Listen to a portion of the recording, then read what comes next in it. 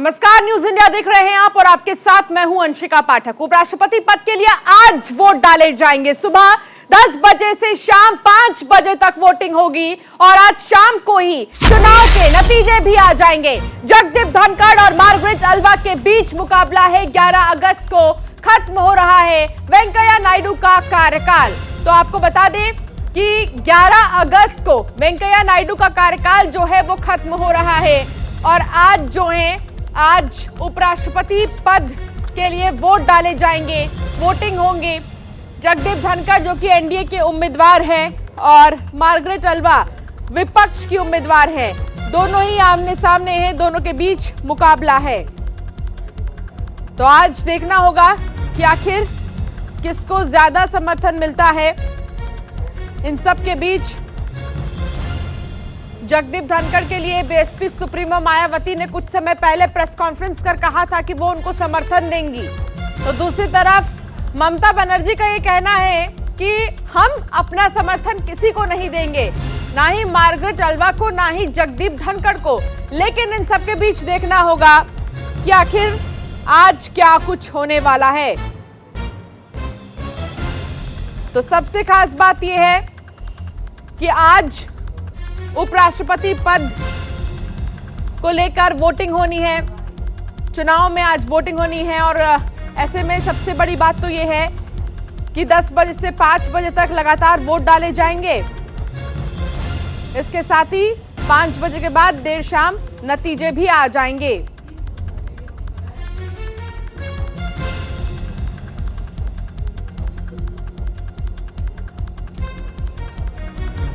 तो देश को नया उपराष्ट्रपति मिल जाएगा। ऐसे में 11 अगस्त को कार्यकाल वेंकैया नायडू का खत्म हो रहा है।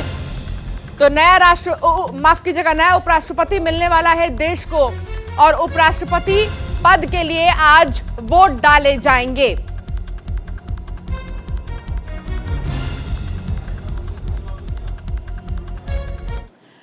आइए अब आपको बताते हैं कि उपराष्ट्रपति के एनडीए उम्मीदवार जगदीप धनखड़ कौन हैं और उनका अब तक का सियासी सफर कैसा रहा है। तो चलिए सबसे पहले बताते हैं कि आखिर जगदीप धनखड़ है कौन। तो देखिए, जगदीप धनखड़ की अगर हम बात करें तो 18 मई 1951 को राजस्थान के झुंझुनू जिले के किठाना में उनका जन्म हुआ था। जाट परिवार से ताल्लुक रखते हैं जगदीप धनखड़। अगर हम बात करें जगदीप धनखड़ की तो इसके अलावा जगदीप धनखड़ को और जानिए। जगदीप धनखड़ प्रारंभिक शिक्षा गांव में हुई इनकी। 1962 में सैनिक स्कूल में उन्होंने अपना एडमिशन लिया था। जयपुर से भौतिक में बीएससी ऑनर्स किया था जगदीप धनखड़ ने और अब यही जगदीप धनखड़ जो है एनडीए के उपराष्ट्रपति पद के उम्मीदवार है। राजस्थान विश्वविद्यालय से ही एलएलबी की डिग्री भी इन्होंने हासिल की है। ये आप समझ सकते हैं कि अनुभव पढ़ाई से लेकर राजनीति तक का कितना जबरदस्त है। जनता दल से 1989 में 91 तक वो लगातार एक्टिव रहे। 1993 से 98 तक किशनगढ़ से विधानसभा सदस्य भी रहे हैं जगदीप धनखड़। इतना ही नहीं, आपको बता दें कि धनखड़ 1990 में केंद्रीय मंत्री भी बने थे, सेंट्रल मिनिस्टर बने थे जगदीप धनखड़ 1990 में। इतना ही नहीं, 20 जुलाई 2019 को धनखड़ पश्चिम बंगाल के राज्यपाल बने। तो पश्चिम बंगाल के राज्यपाल भी रह चुके हैं जगदीप धनखड़। यानी कि समझ सकते हैं आप कि अच्छा खासा एक्सपीरियंस जगदीप धनखड़ का। 18 मई 51 को राजस्थान के झुंझुनू जिले के किठाना में इनका जन्म हुआ था।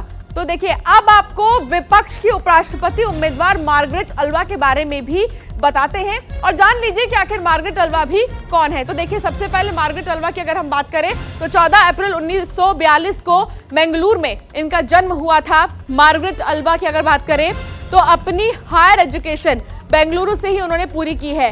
बेंगलोर में उन्होंने पढ़ाई की और बेंगलोर में ही वो जन्मी हैं। 1974 से 2004 तक 5 बार सांसद रह चुकी हैं मार्गरेट अल्वा, जो कि विपक्ष की उम्मीदवार हैं। 4 बार महत्वपूर्ण विभागों की राज्य मंत्री भी रह चुकी हैं। एक्सपीरियंस अच्छा खासा है मार्गरेट अल्वा का भी। महिला कल्याण के लिए कई कानून उन्होंने पास कराए हैं। महिलाओं के लिए खास तौर पर अच्छा खासा इनका जो काम है वो रहा है। अल्वा ने दक्षिण अफ्रीका में रंग भेद के खिलाफ लड़ाई भी लड़ी है। तो मार्गरेट अल्वा ने न सिर्फ देश में बल्कि विदेशों में भी किस तरीके से वो एक्टिव रही उनके मसले को लेकर आपने देखा।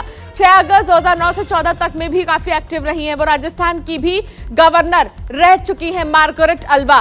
राजस्थान की गवर्नर रह चुकी हैं मार्गरेट अल्वा। अगर देखा जाए तो दोनों ही उम्मीदवार गवर्नर रह चुके हैं। बात अगर हम करें जगदीप धनखड़ की तो पश्चिम बंगाल के रहे हैं और मार्गरेट अल्वा राजस्थान की। इतना ही नहीं, मार्गरेट अल्वा की बात करें तो 24 अप्रैल 1942 के बेंगलुरु में उनका जन्म 14 अप्रैल 1942 को उनका जन्म हुआ था बेंगलुरु में। तो देखिए ये तमाम जो चीजें हैं, ये तमाम जो बातें हैं, ये उम्मीदवार की है। उपराष्ट्रपति उम्मीदवार जो हैं, पद के उम्मीदवार मार्गरेट अल्वा और जगदीप धनखड़ की। लेकिन आज ये देखना होगा कि 10 से 5 बजे तक में आखिर कौन उपराष्ट्रपति पद के लिए सामने जीतता है और कौन इस पूरी राह को अगर देखा जाए तो ये पूरा सफर तय करता है। दीपक हमारे सहयोगी हमारे साथ जुड़ गए हैं। दीपक, क्या जानकारी मिल रही है? आज उपराष्ट्रपति पद के लिए चुनाव है और ऐसे में वोट डाले जाएंगे, 10 से 5 बजे तक वोट डाले जाएंगे। इन सब के बीच हलचल कितनी तेज है राजधानी में? जी बिल्कुल अंशिका, अगर बात की जाए तो 10 बजे से पार्लियामेंट में ये वोटिंग की प्रक्रिया शुरू होगी। उससे पहले मैं बता दूं कि कल सभी सांसदों को एक डेमो दिया गया था कि किस तरीके से आपको वोट डालना है, क्योंकि इसमें क्या है कि उपराष्ट्रपति में नियम होता है कि जो राज्यसभा और जो लोकसभा के सांसद होते हैं बस वही वोट डालते हैं। क्योंकि अगर बात करें जाए अनुच्छेद 63 की, तो एक उपराष्ट्रपति जरूरी होता है देश के लिए। हालांकि देखिए अगर बात की जाए तो आंकड़ा जाहिर सी बात है एनडीए के पास है। जिस तरीके से ममता बनर्जी ने कह दिया था कि हम किसी भी दल को सपोर्ट नहीं करेंगे, तो उसके बाद जाहिर सी बात है कि एनडीए के जो उम्मीदवार है जगदीप धनखड़, जो कि पहले पश्चिम बंगाल के राज्यपाल भी थे, और कहीं ना कहीं ममता बनर्जी भी चाहती थी कि वो वहाँ से चले जाए। और कल जब प्रधानमंत्री नरेंद्र मोदी से मुलाकात हुई तो एक सॉफ्ट कॉर्नर भी था। जिस तरीके से अगर बात की जाए तो टीएमसी ने साफ कह दिया था कि हम इसमें वोट नहीं डालेंगे। और जब अगर बात की जाए तो 5 बजे तक ये वोटिंग चलेगी। वोटिंग के बाद करीब अगर बात की जाए तो 1.5 से 2 घंटे लगेंगे रिजल्ट आने में। तो मान के चलिए कि 7, साढ़े 6 या 7 के आसपास देश को नया उपराष्ट्रपति मिल जाएगा। पर सबसे बड़ी बात ये थी कि जिस तरीके से लगातार विपक्ष आवाज़ उठा रहा था, पर जब जगदीप धनखड़ का जब नाम आया, जिस तरीके से लगातार वो 2 दिन दिल्ली में थे, प्रधानमंत्री नरेंद्र मोदी या फिर अगर बात की जाए गृह मंत्री अमित शाह, जेपी नड्डा से मुलाकात की, उसके बाद एक नया नाम आया कि जगदीप धनखड़ को एनडीए अपना उम्मीदवार बनाएंगे। उसके बाद क्योंकि देखिए किसान के नेता हैं ये, पहले किसानों के नेता थे। उसके बाद अगर बात की जाए तो देखिए जब भी इनका नाम बीजेपी ने अगर अपने उम्मीदवार के नाम में घोषित किया, उसके बाद एक जो किसानों को लगातार जो केंद्र सरकार हो, जो किसान बिल्कुल लेकर नाराज़ थे, उसको भी एक तरीके से साधने की कोशिश की थी। और जब देखिए जब रिजल्ट आएगा तो चौंकाने वाला होगा, क्योंकि कई ऐसे राज्य हैं जहां पे एनडीए के जो उपराष्ट्रपति के उम्मीदवार हैं उनको सपोर्ट किया गया है। अंशिका, बिल्कुल आप सही कह रहे हैं। देखिए अगर देखा जाए तो जगदीप धनखड़ के समर्थन में जो भी पार्टी सामने आई, उन्होंने बाकायदा सोशल मीडिया पर इसका जिक्र किया कि हम जगदीप धनखड़ को अपना समर्थन दे रहे हैं। मार्गरेट अल्वा की अगर बात करें तो मार्गरेट अल्वा के पास भी अच्छा खासा एक्सपीरियंस है, राजनीति से लेकर शिक्षा से लेकर विदेशों के मामलों तक में भी उनका जो इंटरफेरेंस है वो रहा है और काफ़ी वो एक्टिव रही है मार्गरेट अल्वा। लेकिन यहाँ पर विपक्ष में ममता बनर्जी एक विपक्षी चेहरा होने के नाते भी मार्गरेट अल्वा को समर्थन नहीं देने की बात उन्होंने की है। ऐसे में देखिए आंकड़ों का बहुत बड़ा खेल होता है लोकतंत्र में दीपक, और आंकड़ों की अगर हम बात करें तो अभी मौजूदा समय में समीकरण क्या कुछ नजर आ रहे हैं आपको? देखिए अगर आंकड़ों की बात की जाए तो बीजेपी जाहिर सी बात है सबसे लार्जेस्ट पार्टी है, केंद्र में उसकी सरकार है और उसके पास सबसे ज़्यादा सांसद है। क्योंकि ये जो वोटिंग होती है उपराष्ट्रपति की, उसमें सिर्फ राज्यसभा सांसद और लोकसभा सांसद देते हैं। तो अगर बात की जाए तो उच्च सदन की, चाहे राज्यसभा की हो चाहे लोकसभा की हो, बीजेपी की सबसे ज़्यादा जो लोकसभा सांसद और राज्यसभा सांसद है। तो जाहिर सी बात है कि ये तो क्लियर है कि जो रिजल्ट हैं वो जगदीप धनखड़ के आएंगे और एनडीए का ही उपराष्ट्रपति होगा। हालांकि विपक्ष ने जब एक नाम लाया उसके बाद ही कहा गया था कि हाँ ठीक है हम कोशिश करेंगे। बट क्योंकि अगर आपके पास आंकड़े नहीं है, आप दोनों सदन की बात करें चाहे लोकसभा या फिर राज्यसभा की, जब आंकड़े ही नहीं है तो आप कैसे जीत सकते हैं। हालांकि देखिए कई अगर बीजेपी की बात छोड़ दी जाए तो देखिए महाराष्ट्र में जिस तरीके से सियासी उठक पटक चली थी, उसके बाद जो शिंदे ग्रुप में जो 14 सांसद आए थे लोकसभा जो शिवसेना में थे, वो भी अब एनडीए को समर्थन कर रहे हैं। तो जाहिर सी बात है जो आंकड़ा है वो लोकसभा लोकसभा में वो 300 से ऊपर जाएगा और 300 वोट भी मिलेंगे। उसके बाद जो अगर बात की जाए तो राज्यसभा में भी बीजेपी के 100 से ऊपर सांसद हैं, तो इसका भी फायदा बीजेपी को होगा, जाहिर सी बात है अंशिका। क्योंकि अगर बात की जाए तो जब उच्च सदन और लोकसभा सदन में दोनों में अगर आंकड़े बीजेपी के पक्ष में है तो जाहिर सी बात है कि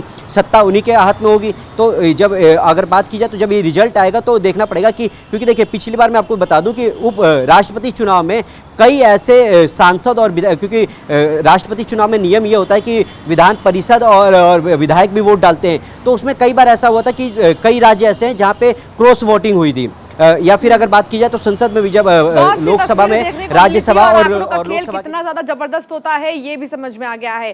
ठीक है, बहुत शुक्रिया दीपक इस तमाम जानकारी के लिए। चलिए अब आपको बताते हैं कि उपराष्ट्रपति का जो चुनाव है वो कैसे होता है और इस चुनाव में किन्हें वोट डालने का अधिकार होता है। तो सबसे पहले आपको ग्राफिक्स के जरिए बताते हैं कि आखिर किसे अधिकार होता है, उपराष्ट्रपति का चुनाव जो है उसमें कौन वोट डाल सकता है। तो देखिए आज सुबह सबसे पहले तो 10 बजे से शाम 5 बजे तक वोट डाले जाएंगे। आज की अगर बात करें, इसके तुरंत बाद वोटों की गिनती भी की जाएगी, यानी कि देर शाम तक नतीजे सामने आ जाएंगे और फिर पता चल जाएगा कि आखिर देश का अगला उपराष्ट्रपति कौन होगा। देर शाम तक निर्वाचन अधिकारी नए उपराष्ट्रपति के नाम की घोषणा भी करेंगे। इसके साथ ही आपको बता दें कि संविधान के अनुच्छेद 63 के तहत भारत में उपराष्ट्रपति का चुनाव होता है। ऐसे में आगे अगर देखें तो अनुच्छेद 64 के मुताबिक उपराष्ट्रपति राज्यों की परिषद का पदेन अध्यक्ष होता है। इसके साथ ही उपराष्ट्रपति का कार्यकाल पूरा होने के 60 दिनों के भीतर चुनाव कराना बहुत जरूरी होता है। चुनाव जनता की बजाय उनके द्वारा चुने गए जनप्रतिनिधि करते हैं। वोट कौन डालता है, सबसे बड़ी बात ये आपको दिखा रहे हैं हम। उपराष्ट्रपति चुनाव में दोनों सदनों के सांसद वोट डालते हैं। इतना ही नहीं, अगर बात हम करें कि क्या और अधिकार होते हैं, देखिए राज्यों के विधानमंडलों के सदस्यों को भी मतदान का अधिकार होता है। कौन वोट डाल सकता है ये हम आपको बता रहे हैं। उपराष्ट्रपति के चुनाव में राज्यसभा और लोकसभा के जितने भी सदस्य हैं वो वोट डाल सकते हैं। तो बड़ी बात तो ये है कि जो भी राज्यसभा और लोकसभा के सदस्य हैं वो वोट डाल सकते हैं। नामांकन के लिए उम्मीदवार को कम से कम 20 सांसद प्रस्तावक चाहिए। और आपने ये देखा होगा जब जगदीप धनखड़ गए थे नामांकन के दौरान तो प्रस्तावक के तौर पर प्रधानमंत्री नरेंद्र मोदी थे उस वक्त उनके साथ ही अमित शाह भी थे। तमाम जो बीजेपी के बड़े बड़े दिग्गज नेता हैं वो उस समय शामिल थे। और जब मार्गरेट अलवा गई थी तो मल्लिकार्जुन खड़गे के साथ साथ कई बड़े नेता ऐसे हैं जो उस समय शामिल थे। दरअसल अगर देखा जाए तो 20 सांसद बतौर समर्थक दिखाने के लिए जरूरी होते हैं। उम्मीदवार संसद के किसी भी सदन का सदस्य नहीं होना चाहिए, यानी कि वो संसद के किसी भी सदन का सदस्य नहीं होना चाहिए, तभी वो एक उम्मीदवार बन सकेगा। अगर कोई सांसद चुनाव लड़ना चाहता है तो उसे सदस्यता से इस्तीफा देना होगा और उसके बाद ही वो जो है उम्मीदवार बन सकता है। तो आप ये समझ गए होंगे कि आखिर उपराष्ट्रपति पद के लिए कौन खड़ा हो सकता है और वोट कौन डालता है उपराष्ट्रपति चुनाव में। सबसे बड़ी बात तो ये है कि दोनों सदन जो सबसे ज्यादा महत्वपूर्ण है, लोकसभा और राज्यसभा, दोनों के ही सदस्य वोट डालते हैं और ऐसे प्रतिनिधि जिनको जनता ने चुना है वो वोट डालते हैं। आगे बढ़ेंगे और जिक्र करेंगे बड़ी खबर का। पीएम मोदी के साथ मुख्यमंत्रियों की बैठक होने वाली है। अमृत महोत्सव की तैयारियों पर चर्चा भी होगी आज। बीजेपी शासित राज्यों के सीएम और डिप्टी सीएम मौजूद रहेंगे। राष्ट्रपति भवन में शाम 4:30 बजे बैठक होगी। तो 4:30 बजे आज बैठक होगी। बीजेपी शासित राज्यों के सीएम यहां पर आएंगे और इस बैठक में मौजूद रहेंगे। 4:30 बजे ये बैठक होनी है। पीएम मोदी के साथ मुख्यमंत्रियों की बैठक होगी। तमाम जो मुख्यमंत्री हैं अलग अलग राज्यों के, बीजेपी शासित राज्यों के, वो यहां पर आएंगे, इस मीटिंग में शामिल होंगे। और इसमें तिरंगा अभियान को लेकर खासतौर पर फोकस रहेगा क्योंकि 15 अगस्त नजदीक है। स्वतंत्रता दिवस मनाया जाएगा पूरे ही देश में। इसको भव्य तरीके से मनाने का जो आयोजन है वो किया जाएगा।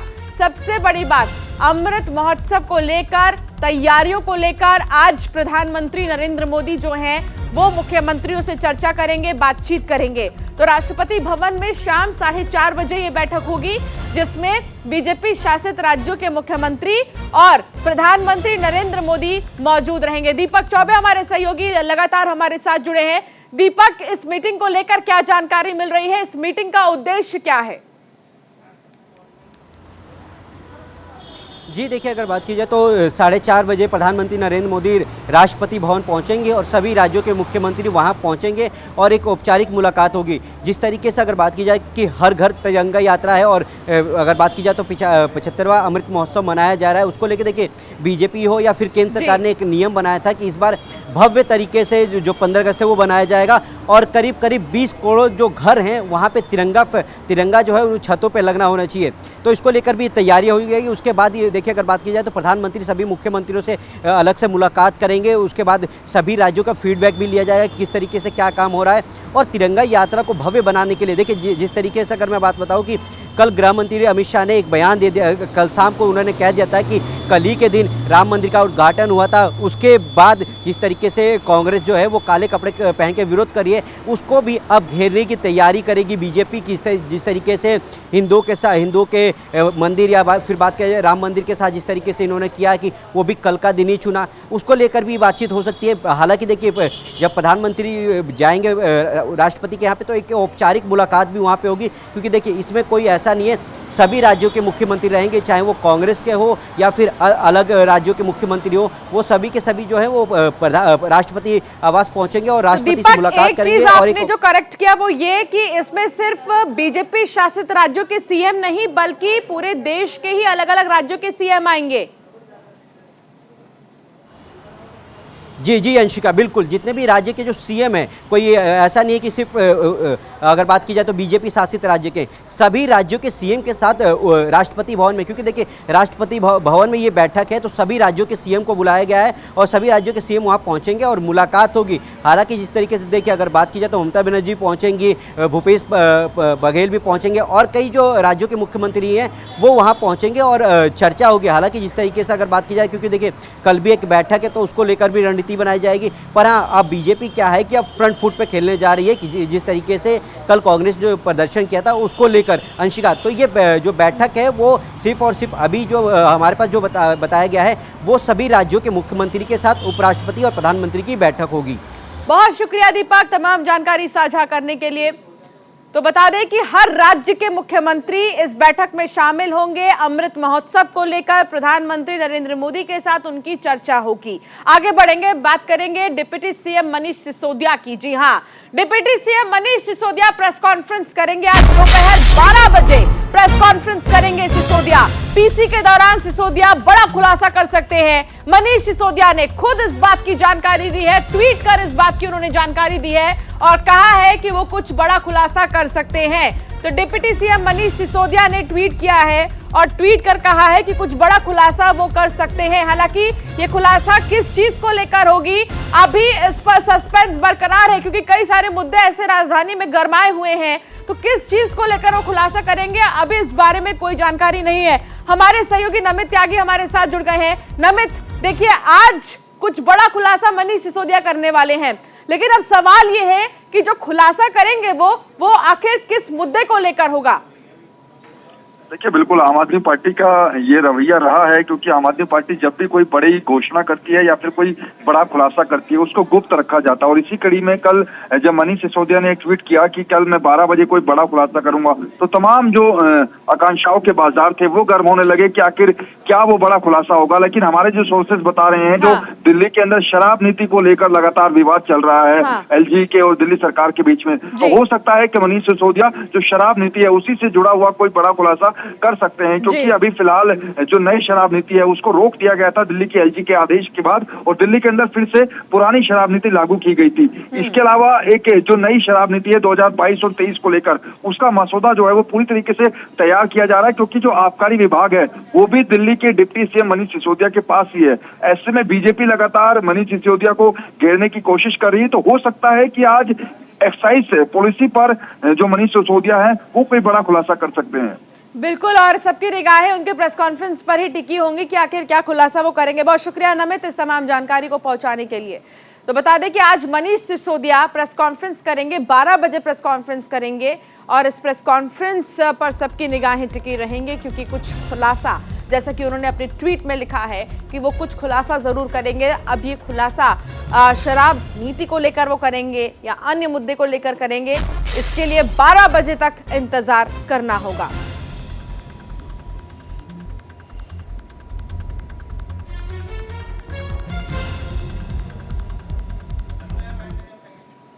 और चलिए फिलहाल इस बुलेटिन में इतना ही। आप बने रहिए न्यूज इंडिया के साथ।